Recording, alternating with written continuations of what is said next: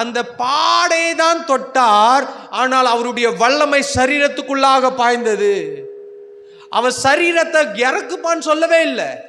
நம்மளா இருந்தா என்ன பண்ணுவோம் தெரியுமா? ஒரு அற்புதம் செய்ய வேண்டும் என்றால் தொடர்ந்து 7 வாரம் சர்ச்சைக்கு வாமா, 7 நாள் வா, 21 நாள் உபவாசம் போடு, அப்புறம் கொஞ்சம் காணிக்கை கொடுக்கணும், ஆண்டவருக்கு அற்புதம் செஞ்ச உடனே முன்கூட்டியே நம்ம பிட்டா போட்டுருவோம். ஆனால் இயேசு கிறிஸ்து இங்க அவர் பாடை சுமந்தவர்கள் சுமந்து கொண்டே இருக்கிறார்கள்.